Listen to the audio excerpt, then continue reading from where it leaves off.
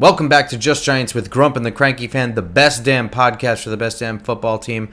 I am your host, the Football Grump. With me, as always, is Mike, the Cranky Fan. The Giants fall to Cowboys on opening night, Sunday Night Football, 40-0. One of the worst games I've ever witnessed. One of the worst games statistically in Giants history. Cranky Fan, how's it going? I want to jump right to stars and farts, and I want to give a star, actually. I want to give a star to Delta Airlines.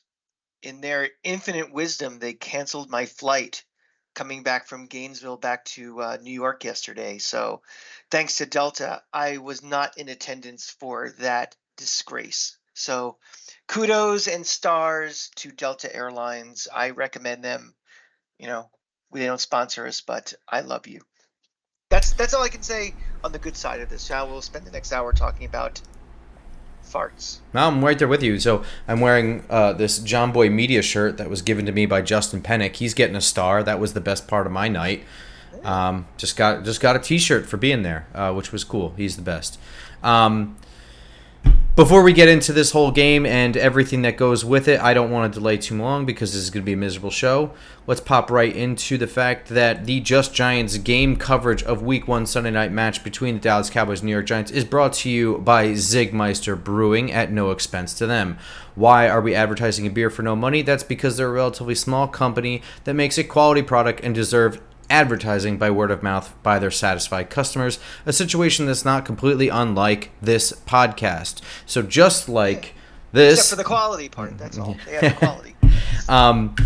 So if you're at the store and you're wondering what beer to get, if you see Zigmeister, give it a shot. I am giving it my actual recommendation. This is not a paid thing. And the next time a friend of yours asks you for a good Giants podcast or just for anything like that, something they want to listen to, please give us a shout out. You guys are our loyal listeners. Let's make a couple more. That being said, so you missed the game. That was unfortunate because I had to toil in misery. I was able to corral a friend last minute. Yeah, so I was stuck in Atlanta, so thanks to the cranky sister, I get to stay at her place. Shout out to her, watch on her nice couch. Nice and dry, huh? Yeah, the best thing about her apartment or her house is that it wasn't raining. Oh, she has a roof. She has a roof, Oh, yes. interesting. Which would really be nice because a good friend of mine was in Minnesota this weekend and said, this is the nicest, maybe not only football stadium, but stadium has ever been to, period. I'm like, well, look above you. They have this contraption called a roof, which would be pretty fantastic, but no. So I'm gonna throw a couple grievances right off the bat before we get into specifics. This game was an unmitigated disaster. This game absolutely was a shit show. As miserable as this show is going to be, I'm going to give the caveat that the moment that, first of all, it didn't rain. It rained at 9 a.m. by me, downpour for about 30 minutes, and then it stopped. And at 6 o'clock when I was in the tailgate, there was bright blue skies. It had not rained since then. At 8 o'clock, we started getting some drizzle, and by 8:20, it was downpouring. Now, if you had told me that it was going to rain like that, I could have told you this would be a bad loss. This bad? No. But it wasn't going to go well. We're not built to win like that. That being said, this stadium needs a roof, and I'm sick of hearing somebody said it's like, oh, this stadium will get a roof when Lambeau gets a roof, when Soldier gets a roof. No. Getting a roof allows the stadium to be used for millions of things beyond football, because there already is, but they can't use it in the middle of winter for concerts or things like that. So there's an investment reason beyond that. Nevertheless, I mean, griping about a roof is kind of useless because it's not going to happen anytime soon. But here's what I'm actually mad about. Can we stop with this blue out thing? So last year, Giants-Cowboys was a whiteout. We wore our color rush uniforms, and we were asked to wear white. Do you know why that works? Because Cowboy fans show up in white uniforms. So it worked. We do this blue out. Did it look blue to you on TV in the stands? This is what you're mad about? No, I didn't even notice. I didn't even know there was a blue out, to be very honest. That's my point. I would have worn my customary Sims jersey anyway, so... I'm making my way down the list of complaints. Right off the bat, we're trying to... if this is going to be a night game, Giants-Cowboys, don't try and elevate it to anything. You know why? While our good friends in Section 124 did show up to this game. The majority of season ticket holders don't give a fuck. They don't care. They want to make money. We were surrounded by Cowboys fans on opening weekend in September. There is no... If you can't go to that night game, you will not go to any. I don't even care. If that game's 1 o'clock, I have a feeling that 50% of those people who sold their tickets are still selling them anyway. They are just looking to make money. So don't make this game into a blowout or some fan thing. It's not going to happen. You know why? Because the season ticket holders for this team suck. They suck. First of all, this is the NFL, and this is New York. I mean, that is Bush League shit that Orlando does. No, I don't agree with that. I don't agree with that. I think it's a real thing that can happen. It's this game, it won't happen. It's never going to happen because Dallas, New York is always going to sell at triple the price. Always. And there are too many people that aren't even interested in going to begin with. If you can't go to opening night on an exciting team, you weren't planning on going anyway. Right? I completely agree with you. And it's really they'll never do it, and I would never actually advocate it because I have season tickets to a lot of teams and I sell a lot of tickets. But, if you are a season ticket holder and you are having it just to make money, you should have your tickets revoked. At the very least, you should lose your privileges for like playoff games or getting into the lottery for Super Bowl tickets or any of the privileges that come with being a season ticket holder. I mean, you're doing a disservice to your fellow fans. And I know we can say the same thing about every other fan base also, but it just seems pretty bad here. Now, I was watching the game on TV, and when Chris Collinsworth wasn't chuckling his ass off before he says any single word, you could hear some Cowboy fans. It wasn't like, when the Yankees come down to the Trop to play the Rays or anything where it's all Yankee fans. I mean, it was, a dull roar of Cowboy fans, but as you got to the third and fourth quarter, it was ridiculous because they're the only ones left in the building. But it didn't sound on TV like a 50-50 split or anything. But you're saying it was pretty bad where we were. So I made a promise, because we do rag on this a lot. I made a promise to our friends in 124 to start this podcast by saying that they were there. They showed up. They sat in the rain. Our buddies. Props to Bruce and Ron and Gary. Good job, guys. You're the real deal. These guys have been season ticket holders since they had leather helmets, and they've been through everything.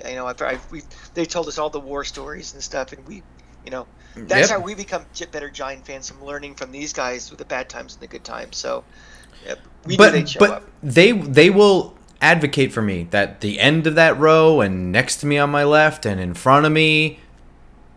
If you can't go to this game, then just don't have just sell them to somebody who wants them. I'd almost rather have the Jets problem where they don't have enough season ticket holders, because who buys them actually wants to go.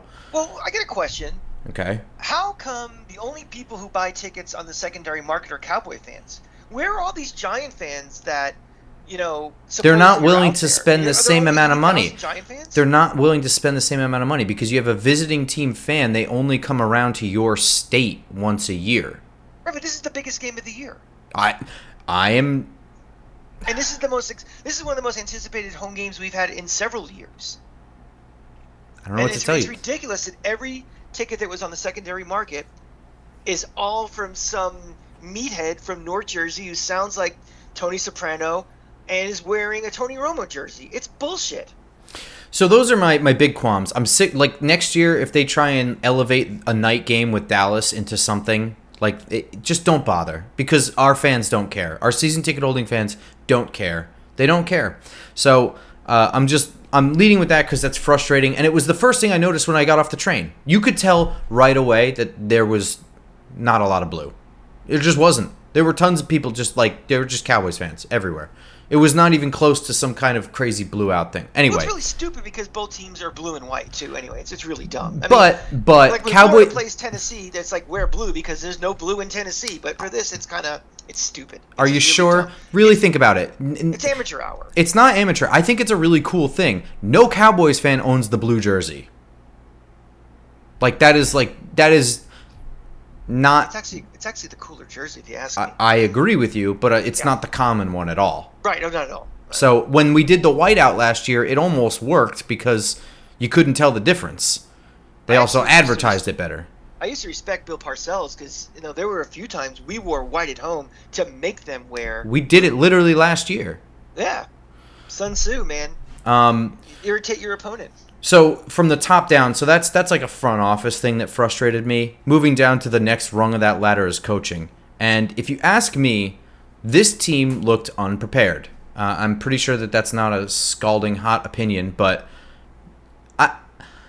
I don't like preseason games, but I think that there was a structure that we understood with 4 preseason games in the past. It was almost like you could count on it. You could set your watch to how many snaps the starters got on every single team in the league for all 4 preseason games. And that third preseason game, they would play 3 quarters. This was not that long ago. I'm not talking about 2001. This is like 2011 shit. Not even. This is like 2016 shit. We only just got the new game and then reduced preseason game. To me, this is what it looks like when you treat the preseason like practice and guys don't get reps. There's a ton of things we're going to get into, but in general, they looked out of sync. They looked out of sync. They looked disjointed. There were bad decisions being made. I thought there were some bad coaching decisions being made in game. So Yeah. They looked unprepared to play, and that is all on coaching. Yeah, let me launch into mine. Go ahead. That's it. That's what I got. So I mentioned that my flight was canceled because I was in Gainesville this weekend, and Florida played McNeese. And you're all asking, what is a McNeese? McNeese is an FBS school. It is tiny. The quality of player, the athlete, the talent between a McNeese and a University of Florida, and insert your joke all you want about us being shitty this year, but the fact is they are in a Power 5 conference with elite athletes in there, is incredibly great. You'll see on almost every play run from scrimmage an offensive line of Florida just blowing up a defensive line from McNeese, and vice versa when we're on defense. Every single play. The talent gap is so much bigger when you see these college matchups than the NFL. The NFL, the talent gap is not that great. There'll be individual matchups that may be bad, may be a problem, but overall, the worst NFL team and the best NFL team, that gap is not that great. And to lose this way, to look this, and I'm going to jump even more on what you were saying, I'm going to go even further. I don't think it's necessarily being unprepared because the team wasn't playing in preseason, because almost everybody's doing that now. I just think this thing was so unprepared from a coaching and a schematic standpoint that we had no answers from the very, very beginning, and we could make no adjustments as we were going. And if you know me from this show, from Twitter, from my old Gator podcast, just knowing me as a person, I am always a lot harder on players than I am coaches. I usually fall back to players got to play. And there was poor play, all over the place last night. But to me, that was a game on coaching. If this team, forget not being prepared for the first 3 preseason games and playing guys limited reps, it looked like there was zero film study on what Dallas was trying to do. It looked like I don't just a completely unprepared team. And that's what's so frustrating. Now, we're not going to talk about firing anybody or this or, questioning our lives and last year was a complete mirage. No, that's all silly. It's a week 1. We're not going to get crazy. But it was a very, very, very disappointing job by this coaching staff to not have this team ready to play. And I'm very, very – I was sick last night. I had the same sickness 12 days ago, and Florida looked as unprepared against Utah as how badly the Giants looked last night. And it's one of those, it makes you question everything. And, I don't know, just really, really aggravated. So, whoa. So I'm going to agree with you on a couple things here. I'm putting a lot of this squarely on the coaches, but I'm not going to put all of it because players do have to play. And we're going to get into which players played worse than others, but a lot of them played bad.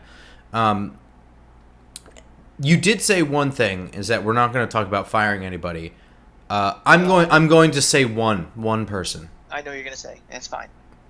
Because it's not the result of one night's performance. We are now talking about over a couple of seasons, and my guess would be the special teams coach. That's correct.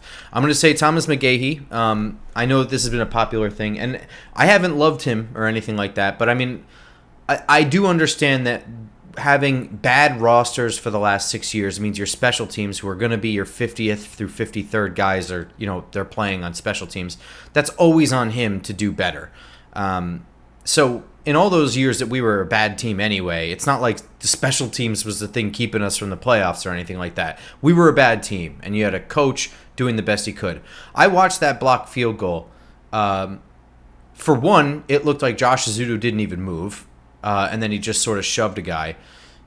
The whole right side of that line, a guy came in, the guy who blocked it was completely unblocked.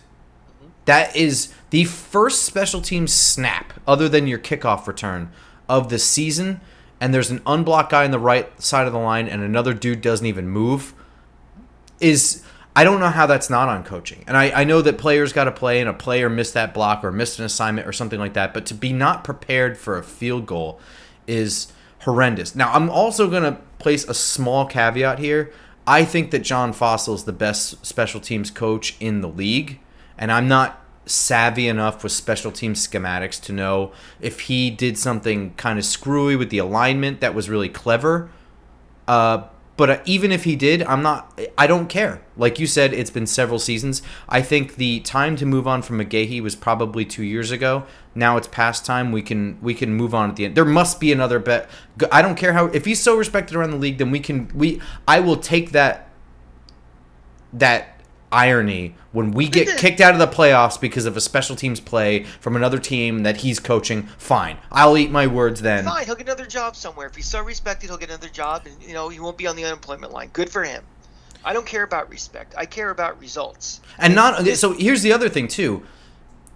That was bad for a number of reasons. Falling behind that early, that being returned for a touchdown. Graham Gano got cleated on that play, which is why he missed the field goal at the very end of the first half. And, completely missed it. He had to go into an x-ray room. So, I mean, thankfully, everything we've heard so far is that he's okay. But that was the result of that play. Not only did you leave points on the board because of stupid shit, you got a guy who just signed an extension hurt. Well, if we want to talk about hurt, I mean, the other major story, and, was obviously why are guys like Daniel Jones playing in a 40-point deficit when you're down to your third string left tackle? And this is something, we destroyed this coaching staff last year when Adoree Jackson was going to return punts, and sure enough, he got hurt. And this is another example of it's this, I don't know if it's just a macho thing or trying to measure how big your crank is or what, or just an extremely poor attempt at motivation for your team. But I'm sorry. You just mentioned we just paid someone a lot of money. We just paid how much money to Daniel Jones to be our cornerstone franchise guy? And you have him, Andrew Thomas got hurt. He was obviously not playing well because he was hurt.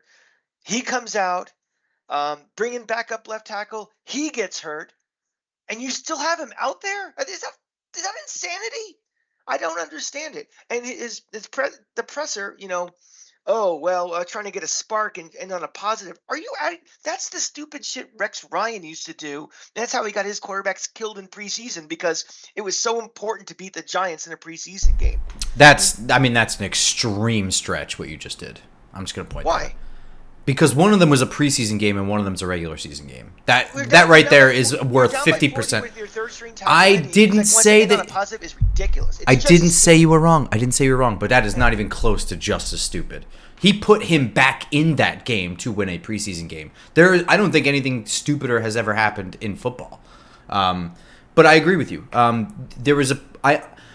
understand starting the second half down 33 or whatever, maybe it was 26 still at the half. It was 26, and that okay. I understand wanting to, first of all, the second half, you have half of football to play, you're down 4 scores. They scored 2 super easy without even really trying. So yeah, anything can happen. So obviously start the second half. But what point, I'm saying, I understand. At 40 points down, I mean, you just have a guy taking hits for no reason. He was taking hits all night. And it was getting worse and worse. And I swear, I was watching like this with my eyes, like they can barely see, because I was scared for the guy. I mean, it was that bad. I mean, we've been complaining about this offensive line for years. We were saying our biggest concern, we both agreed, was depth at tackle. And then we have we have guards playing left tackle and just getting, it was tee off on the quarterback day for Dallas. And I just don't understand it. And that's twice that's the judgment of, if you're going to be so concerned about these guys in preseason that you're not going to play them so they're not ready for week 1, you better have that same level of concern when the game basically turned into a preseason game in the fourth quarter. Thank you. That's what I was saying about the preseason. Don't get it. The amount of bubble wrap that's put on them for preseason is like it's not even worth it. Don't even put them in preseason, because they're clearly not getting enough time to look put together. So let's move to the offense. I'm not gonna like harp on it, but like I'm gonna dial back a little bit here, because I don't think anyone needs to, be told that this game was horrendous. But, it was absolutely pouring rain.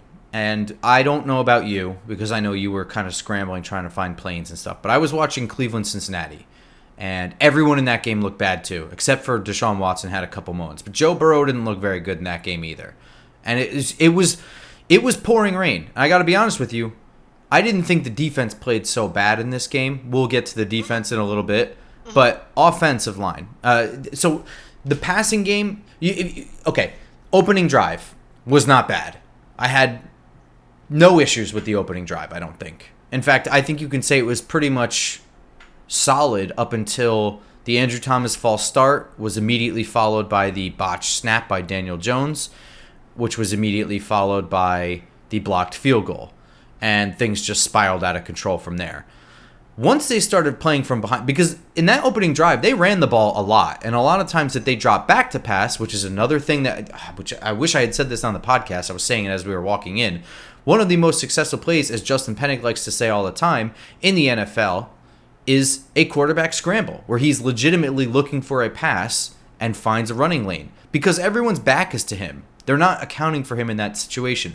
So we were running the ball really well on that opening drive. Once we were down 2 scores, we started dropping that to really try and throw the ball and get chunk plays. That's when they started teeing off, and it was like a sack every 3 plays.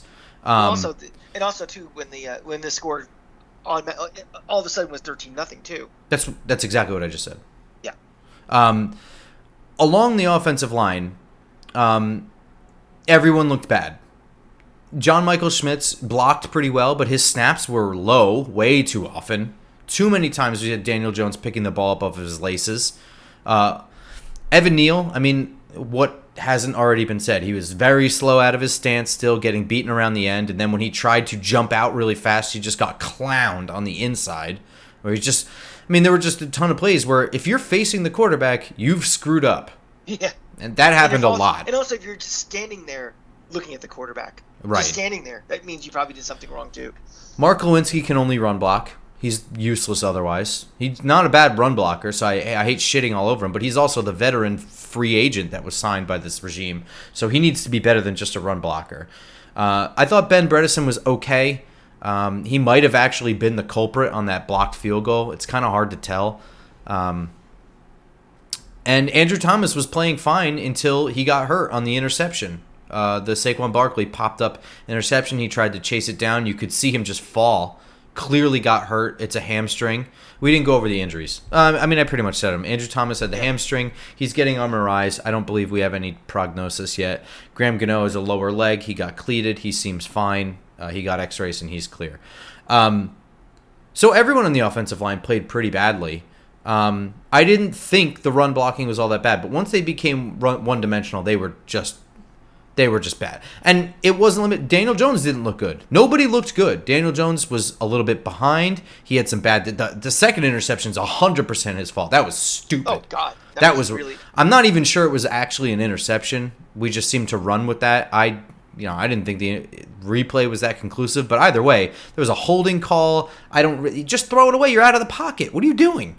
Yeah, you're out of the pocket. Just fling it. It just has to get past the line of scrimmage. That just seems like a frustration play where I have to make a play because this is going downhill. And the worst thing you can do is in desperation forcing a play. And that's, I mean, the one thing we can say about Daniel Jones is like the mental mistakes that have really gone down in, this phase of his career. So maybe we chalk that off to that was a one-off, but that was,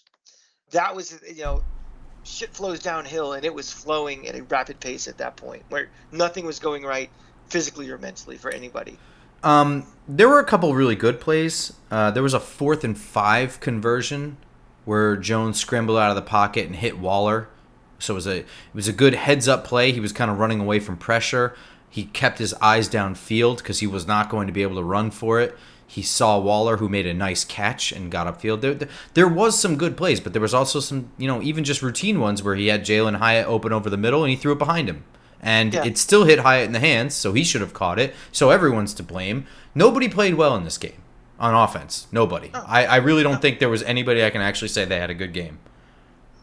I guess the question with the offensive line really is how much of it do you attribute to, in no particular order, tough conditions, a very bad matchup against a very good defense, lack of talent. So once I knew that this was going to be a rain game, this was going to be the problem. If we have to drop back, we have slick ball. I mean, like, if we were going to throw on this team, it was going to be coming off of play action. It was going to come off of a good running game. And it was, there was going to be some DJ scrambles in there, and he was going to have to make some tight window throws. You're not making enough tight window throws in the rain. Not like it was raining, like it was buckets at certain points. So once I knew that, I already knew it was going to be a shit show. And like there were some sacks that was like, yeah, Evan Neal got beat around the edge, but then Daniel Jones slipped when he was planting, so he could have probably gotten away from that, and we would have all been like, yeah, Evan Neal had a bad game, but we would have forgotten about it if we won. And things like that happened, and Jones was able to escape. You know what I mean? So, I mean, it was just a comedy of errors. I'm going to chalk it up to, we know the offensive line isn't good. We know that they played one of the best defenses in the NFC, right? I would agree with that. Yeah. I would say they're like a top 5 NFC defense, maybe even top 3. It's a top 5 defense, but what they do best, we do the worst against. 100. It's a terrible matchup for us. It's a terrible matchup for us. But if you look at that opening drive, when we were able to run the ball, we could move the ball. We were blocking blocks. We were making people move. There were some 7-yard runs on that opening drive. It was the moment that we no longer had a run game, that this was just they weren't even trying to play defense. They were just rushing everybody. Yeah. They really were. Also, that was great one drive, but that's one drive. And I get your point too, but I'm not going to get really, really excited about one drive. Who the hell do I sound excited to you? No. I mean, even like I hear what you're saying about the first drive was nice, but I'm almost even like, okay, well. No, you're misunderstanding. My point is that there was a potential for it to be at least a game if they were, but once they fell behind 13-0 and they had to start throwing, I could have told you right then it was going to be awful. You know what I mean? Like, if you were going to tell me, it's like, well, what do you think will happen if it's a raining game and they just fall behind 13-0? I'd be like, they might get shut out. That is the state of this, team right now. That's where we are after week 1 in year 2 of the rebuild. Is the fact that this team, if they are down 13 points, the game is pretty much over, and that's where, we've made some nice additions, for receivers and tight ends. I don't totally agree with that. In this matchup, I agree with that. Sorry. That, that's all nice and that's all good, but this rebuild has to really happen once this offensive line has 5 studs on it. And right now, we have a center who we think will be pretty good, and that's basically it. And until that's taken care of, this is still going to be a rebuild if you want to consider yourself to be a serious contender in this league. I mean, we're going to play teams, we're not. We still have to face San Francisco.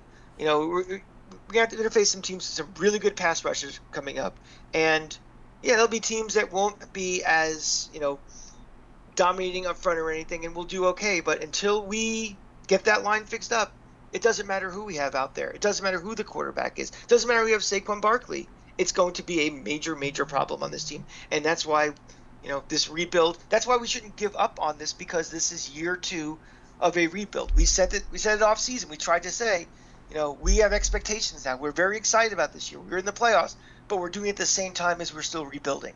We need to rebuild for depth, and we also need to rebuild for that line. And we just saw how far away we are where that line still has to go. So, I mean, I think they have 2 solid pieces there with Thomas and Schmitz. I think that Bredesen is probably a quality guard. He shouldn't be the 3rd best guy on your line. But Neal and Glowinski are a clear problem, and they're right next to each other, so it's awful. I think getting that right side sorted out is the difference between this team being something and this team just kind of being a wild card team, or whatever you want to call that.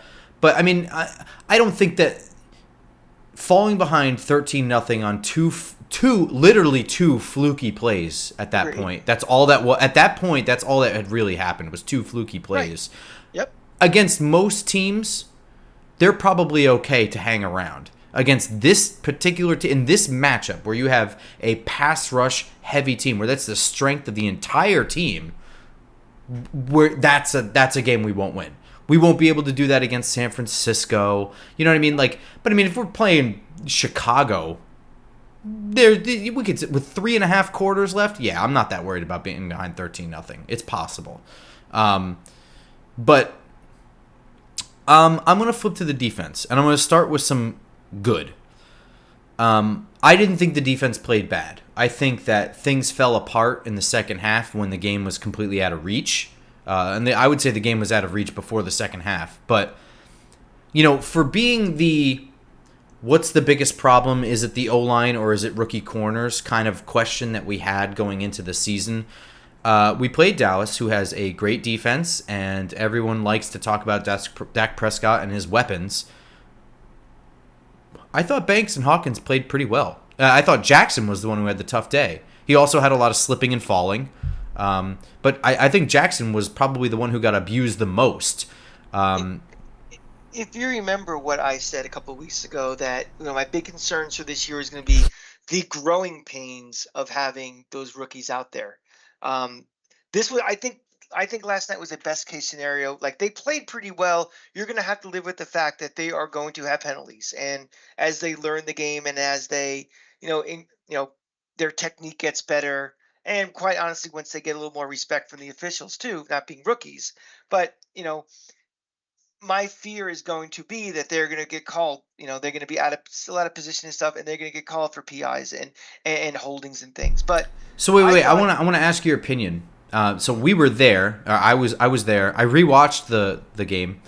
The Trey Hawkins. So that first half, the only time Cowboys really moved down the field happened on like a 40-yard 3rd and 12 bomb that Prescott threw without looking, and Trey Hawkins got a DPI. Now, I'm not going to deny that he wasn't there early, put hands on him. It wasn't much, but it was enough. But also, that pass was not 6 feet over his head. As soon as he had his arms, I went, shit, even before I saw the flag. Yes, but again, DPI doesn't actually count if the pass is uncatchable. And that flag came out before. I don't know. All things considered, there was at least a chance that wasn't even going to get called. And not for nothing, but Dallas didn't really move the ball with their offense in the first half, other than that drive. Yeah, not really. No. No, the other times they had the blocked field goal, they had the pick six, and then they had the interception that Daniel Jones threw. They were already on the 40-yard line. Mm-hmm. They were inside the 40. I think they were like the 38. So they didn't have to go very far. Yeah, the defense, that score, you're going to look at that score and be like, oh my God, they, and again, it was a fillet fest of Dak Prescott, from the announcers, but he was average. I mean, he really was. What was his stat line? I don't think his stat line was good. No, it was just, yeah.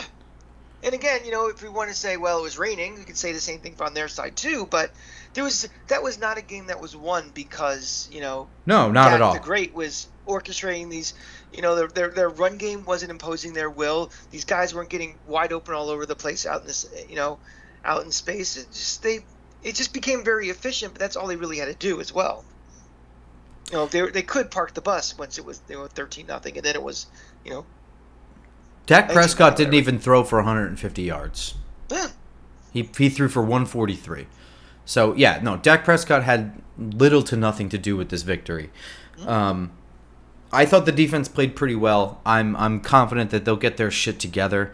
I didn't think it was all that screwed up. I mean, the biggest screw up in the first half was it's hard to tell, but there was a bunch formation. It looked like Jason Pinnock either collided with Adoree Jackson or they both tried to cover the same guy, and somebody was wide open. But Xavier McKinney came flying over to prevent that from being a complete disaster. And he didn't make the tackle, but he forced the run back inside. Everybody caught up. It was an instant mistake and recognition. And I just can't tell if it was a mental mistake or they actually bonked into each other. But I did not, in my list of things that aggravated me, defense was not one of them. I mean, it wasn't, because it was, again, you're behind the 8 ball, and again, I think they played. I thought they played fine. They played fine, yeah. I mean, considering that you're already down. I mean, remember, this is a defensive team.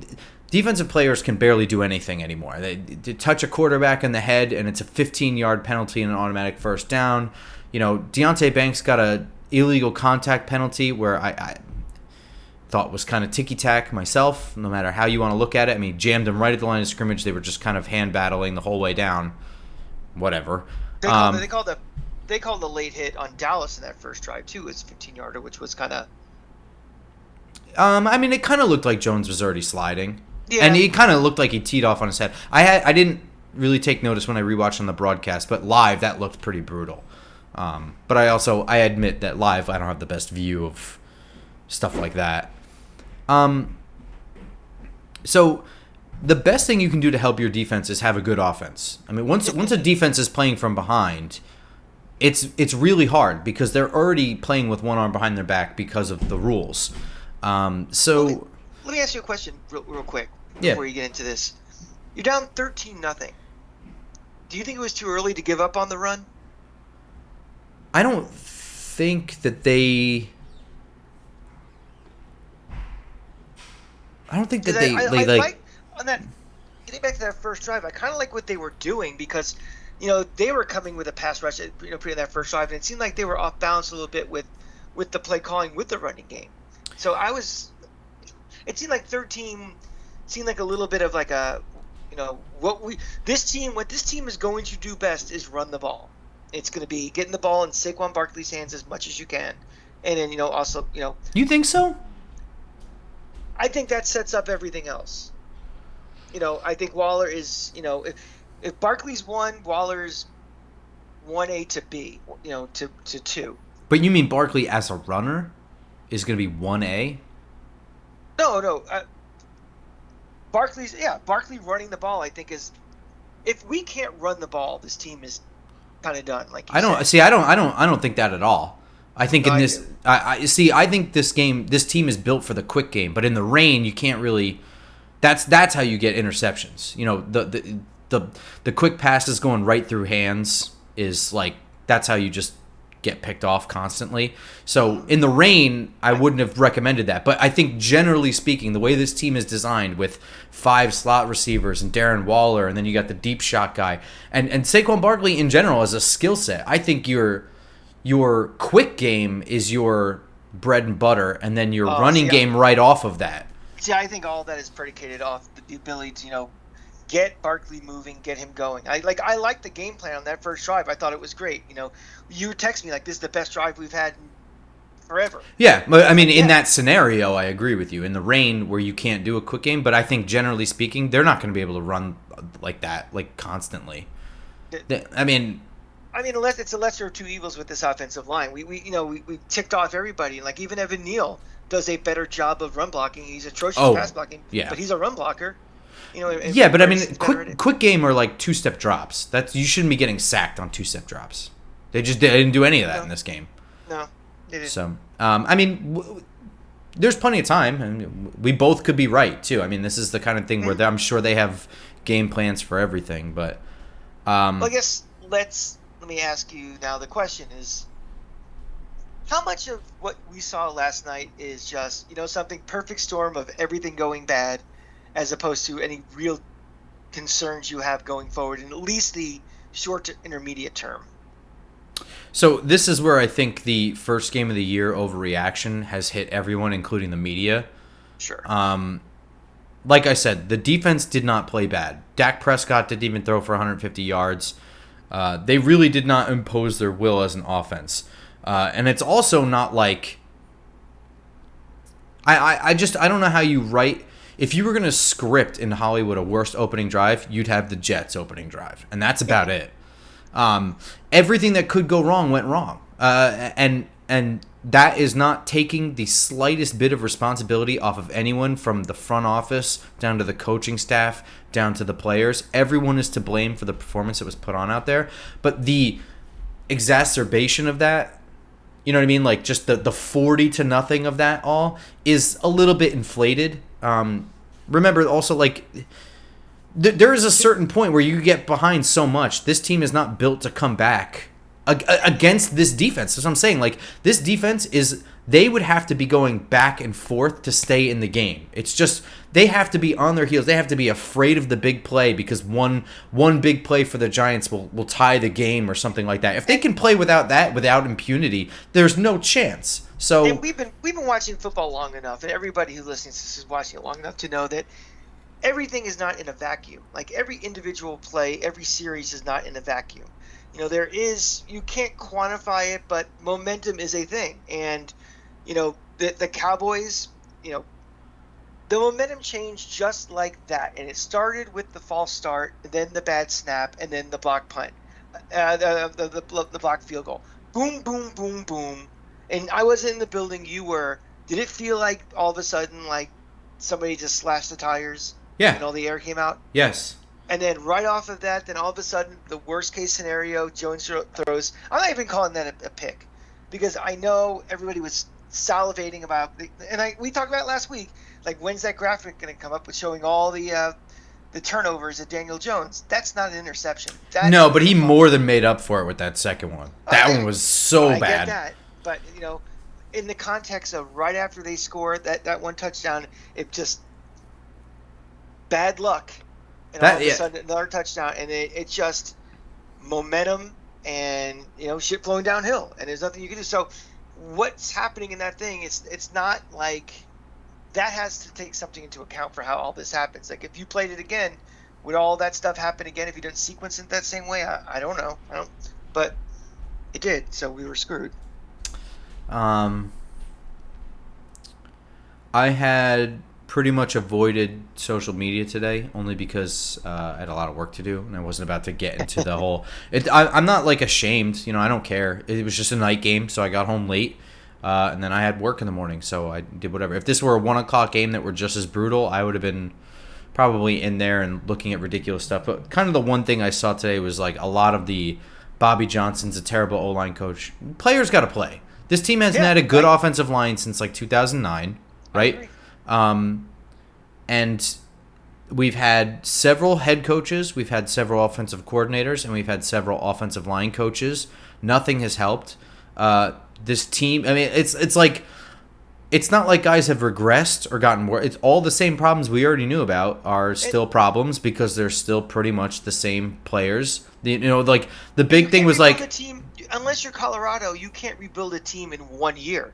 I mean, you have salary cap, all these different things, and, you can love this front office for all the moves they made, the trade for Waller, the draft, all these different things. But, and we did try to address the offensive line. We drafted our cornerstone center of the future, but you can't get these guys all in 1 year. It's going to, it's obviously going to be the major focus of next offseason, whether it's through the draft or we'll have free agent money. I mean, guard and tackle is going to have to be addressed. And, that's priority 1 and 2. So I don't know. Blaming the front office for that, I don't think is really fair. No, I mean, they're blaming the coach, the old offensive line coach, which, by the way, offensive line coaches, That's like the most important assistant coach in the league. There's not that Mm-hmm. many good ones. There are no. Go ahead and tell me which one you guys want, because I guarantee you he's got a job already. And then So I put him mean, like on the Jets this year and see how good that coach really is. it's also look. I'm not even defending Bobby Johnson. I'm not going to pretend that like he's some. I don't know anything about him. I'm not in there. I'm not watching. Well, But like it's a he's been very here for convenient 2 thing for fucking fans. years. Like It's a very convenient thing for fans it's to you know why it's blame convenient the because coach. do you know why it's convenient? Because the thinking is, oh, it's just this one guy. It's not 5 guys that are the problem. It's this one guy. It doesn't fucking work like that. I know you guys Fans, want the easy answer. You want to just bring in some fucking new coach and it's going to fix 20 years of offensive line problems. It's just not going to work. I mean, they brought Fans back think- Pat Flaherty, Rob Sale, Dave DeGuglielmo or whatever, fucking Elmo, whatever his name is. All guess those what? guys they Rob brought Sale back. is Rob Sale's catching a lot of shit down in Florida right now. And They would have you 2 say it's offensive- deserved? No. Okay. I mean, they lost a guard to the NFL. They lost 2 guys who transferred to USC, and the starting center was out. I don't know how exactly that's offensive line coach's fault all that happened, but yeah. I'm not, like I said, like I'm not saying that Bobby Johnson deserves to keep his job or that he's a good coach and you guys are all wrong. I'm just saying it's very easy to just say that when I feel like it's not being discussed that like, oh, we just sort of knew that this was going to be a problem. Fans think that coaches are playing Xbox and they just have joysticks and they're moving players around a board.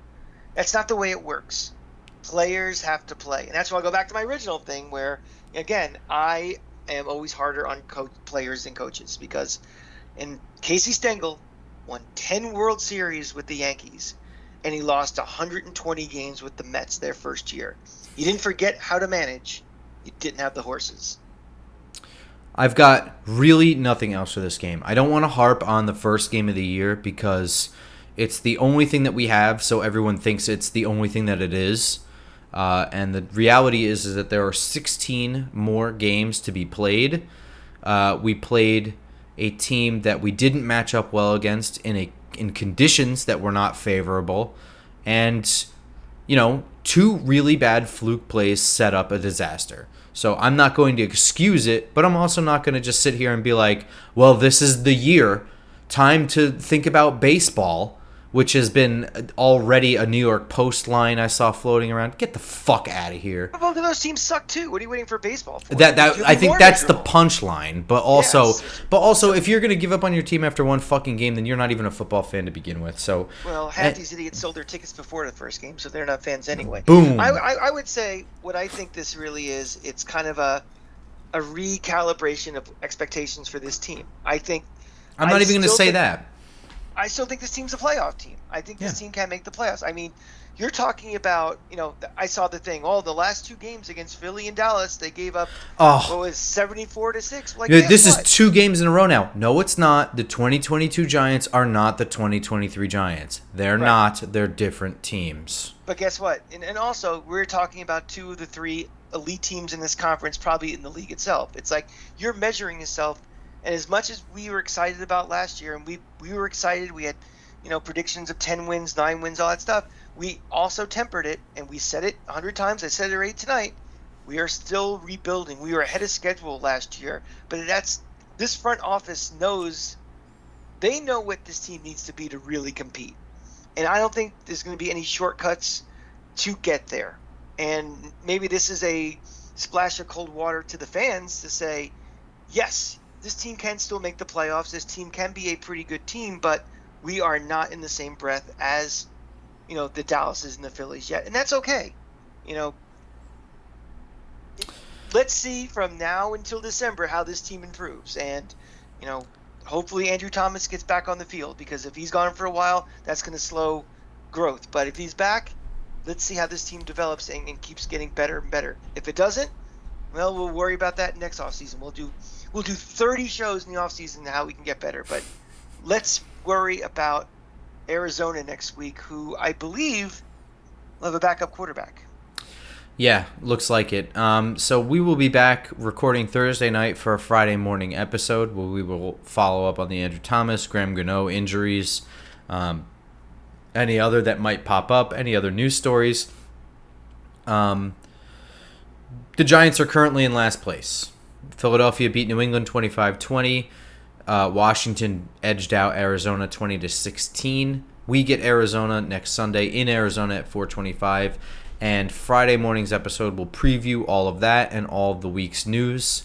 So remember to subscribe, iTunes, SoundCloud, Spotify, and YouTube, and all other audio podcast apps.